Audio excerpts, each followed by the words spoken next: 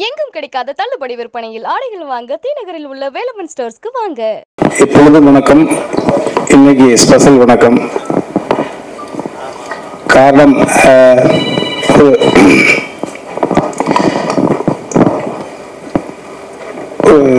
தந்தை ஒரு ஸ்தானத்திலிருந்து பேசுகிறது ஒரு நெகிழ்வான விஷயம். இந்த இடம் என்பது நான் நிற்பதற்கு காரணம் மேலே இருக்காங்க அம்மா அப்பா. என்னை இயக்கி கொண்டிருப்பது அவர்கள் வளர்த்த வளர்ப்பு. என்னிடம் ஒன்றுமில்லை. ஸோ அதை நான் தெளிவாக இருக்கேன். நான் ஏதாவது சாதிச்சிருக்கேன் அப்படின்னா அந்த all credit goes to my dad and mom தான். இவன் ஏதாவது சாதித்தால் அது நான் சாதித்த பொருள். இவர்கள் பிறக்கும் குழந்தை சாதித்தால் அது இவர்கள் சாதித்ததாக பொருள். எனக்கு இறைவனிடம் அந்த பொறுப்பை கொடுத்துருந்தேன். எங்க பாப்பாவை நான் முதல்ல சந்தித்த பொழுது எங்க பாப்பா கிட்ட சொன்னதுதான், அதை உங்கள்கிட்ட பகிர்ந்துக்கிறேன். முதல்ல சந்தித்த பொழுது பாப்பா கிட்ட சொன்னது, ஒரு மனிதன் குழந்தையாக பிறக்கிற பொழுது அவனுடைய நிம்மதி என்பது அவங்க தாய் தந்தைகிட்ட இருக்கு. அதற்கப்புறம் வீதியில விளையாட போற பொழுது நம்ம யார் கூட விளையாடுறோமோ அவங்கள்ட்ட போகுது அந்த நிம்மதின்ற பால். அதுக்கப்புறம் பள்ளிக்கூடத்துக்கு போகிறது பக்கத்துல யார் உட்கார்ந்துருக்காங்க அவங்களோட கேரக்டர் நம்மளை இன்ஸ்பயர் பண்ணும். அந்த நிம்மதின்ற பால் அவங்கள்ட்ட போகுது. பாடம் சொல்லி கொடுக்கும் வாத்தியார்ட்ட போகுது. கல்லூரிக்கு போறது அவங்க வருது. நண்பர்கள் யார், பக்கத்தில் இருக்கிறது யார், யாரிடம் இறைவன் கைகளுக்கு தூண்டுகிறான், யாரிடம் இறைவன் நம்மளை மாணவனாக சேர்க்கிறான். வேலைக்கு போகிற பொழுது நம்மளை விட உயர்ந்த இடத்தில் இருக்கக்கூடிய அதிகாரிகள்கிட்ட போகிறது அந்த நிம்மதி. இப்படி ஒவ்வொரு நிம்மதியாக போகிறது. அதற்கு அப்புறம் பர்சனல் வாழ்க்கை என்று வருகிற பொழுது நமது நிம்மதிங்கிற பால் நம்மளை கரம் பிடிக்க போகக்கூடிய வாழ்க்கையுடைய துணைகிட்ட போயிருது, நம்ம மனைவி கிட்ட போயிருது. அதே போல என் மனைவி கிராமத்துல கல்யாணம் பண்ண எங்க பெரியம்மாவோட பேத்தி. அதற்கு பிறகு என் மனைவி கன்சீவ் ஆகிற பொழுது எல்லாம் என் மூலமாக இந்த சிசு உருவாகி இருக்கு, இந்த பூமியில் பிறக்கிறது, இந்த சிசு ஆரோக்கியமாக பிறக்க வேண்டுமே என்ற நிம்மதி அங்கு போகுது. அந்த மனைவியுடைய அந்த கற்பம் சூழ்ந்திருக்கிற போது இந்த வயிற்றுல போகுது. அதே போல நிம்மதிங்கிற பால் மறுபடியும் சொல்லண்டு வந்து இவன் வயிற்றுக்குள்ள இருக்கிற பொழுது இவன் ஒழுங்கா பிறக்கணுமே போச்சு. இப்படி தொடர்ச்சியாக போகிற பொழுது என் மகளுக்கு வரம் தேடுகிற பொழுது மருமகன் நல்லா இருக்கணுமே, அவனுக்கு எந்த விதமான அந்த மாதிரி அவன்கிட்ட போச்சு, மருமகன்கிட்ட போச்சு.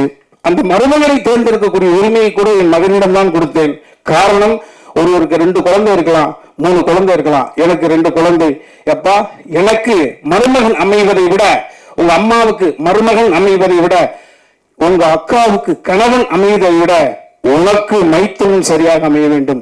நாங்கள் இருக்கும் காலம் வரை எங்களால் இந்த பூமிக்கு படைக்கப்பட்டவர்கள் இணை புரியாது சந்தோஷமாக இருக்க வேண்டும். சோ நீ சொன்னீங்கன்னா மகளை கொடுத்துருவேன். ஸோ அப்படிதான்.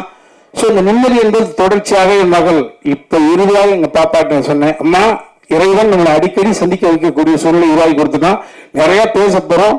முதல்ல அப்பா அங்கிளை பார்க்கிற போது என்ன சொன்னாங்கன்றது காலம் முழுக்க ஒன்று இருக்கணும்னா அது மாதிரி பாப்பாட்ட சொன்னேன், அம்மா இந்த நிம்மதி என்கிற பால் இப்ப ஒரு நடிக்க வந்துக்கிடா செல்லம். சோ எங்களுடைய எதிர்காலத்தை, எங்களுடைய அடுத்த தளத்தை நீ தாயாக இருந்து வழிநடத்த வேண்டும் என்று சொன்னேன். வீட்டுக்கு மருமகளாக வந்தாலும் எங்களுக்கு மகள் தான். எங்களுடைய அடுத்த கட்ட எல்லாமே அங்க பாப்பா கையில போயிருக்கு. ஸோ அதுதான் பாப்பாட்ட வலியுறுத்தி சொன்னேன். இதெல்லாம் தாண்டி எனக்கு இது சுமையா சுகமா அப்படின்னா சுகம், ஆனால் சுமையான சுகம். காரணம், பார்த்தது ஒரு சுயம்பு.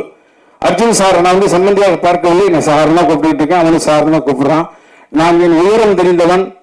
நான் எல்லா செப்பு நான் அளந்து வந்து வச்சுதான் வந்திருக்கேன். யாருடைய எள்ளி நகையாடலுக்கும் நான் இந்த விதத்திலும் காரணம் ஆகிடக்கூடாது. பயந்து பயந்து வாழ்க்கையை தாழ்வு மனப்பான்மையோடவே ஒவ்வொரு நிமிடம் நகர்த்தி கொண்டிருக்கிறவன்.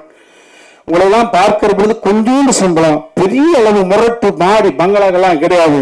எவ்வளவு சிரிச்ச முகத்தோடு அழைத்த குரலுக்கு ஓடி வர்றீங்கள் என்ற பொழுது உங்களை பார்த்து ஒவ்வொரு முறையும் வியப்பேன்.